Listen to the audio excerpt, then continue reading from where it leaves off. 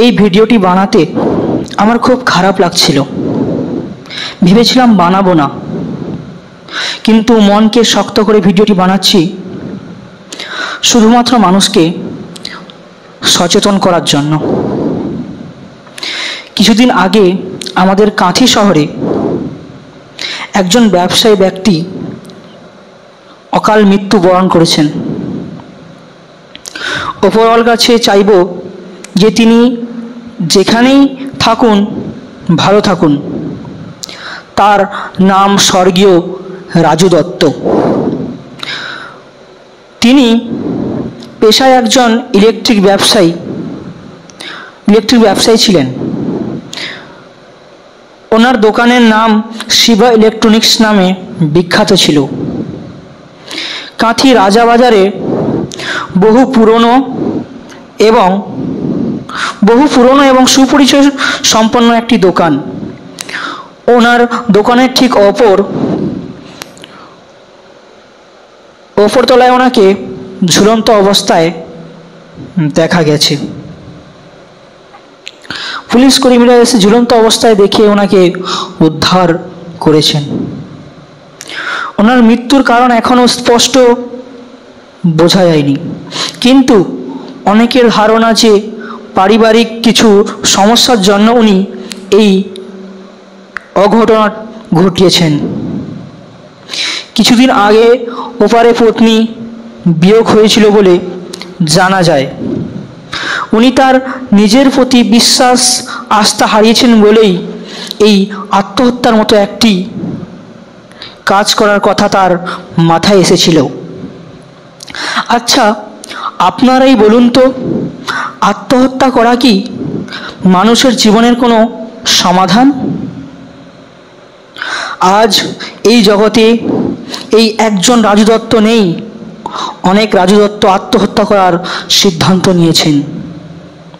মানুষের জীবন কি মূল্যহীন?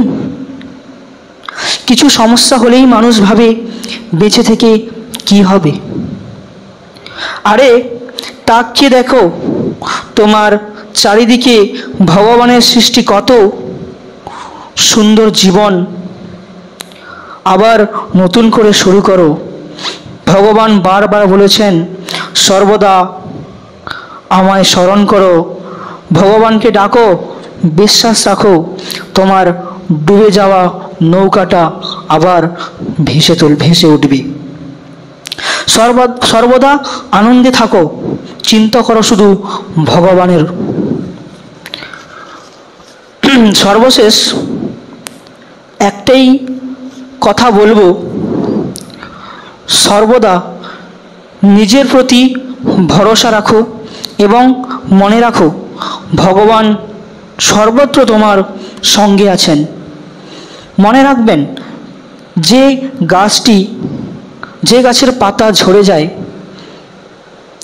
সে গাছ অল্প সময়ের জন্য কষ্ট পেলেও তার মনে একটা আস্থা আসে যে সে আবার নতুন একটা পাতা গজাবে, ভগবানের উপর সে বিশ্বাস রাখে। ঠিক তেমনই একজন মানুষকে ভগবানের উপর বিশ্বাস রেখে নিজেকে শক্ত করে কষ্টের সময়টা যদি একটু সে সয়ে নেয়, তাহলে তার পরের দিনটা কিন্তু তার জন্যে সুখের আছে। সুখ দুঃখ নিয়েই মানুষের জীবন।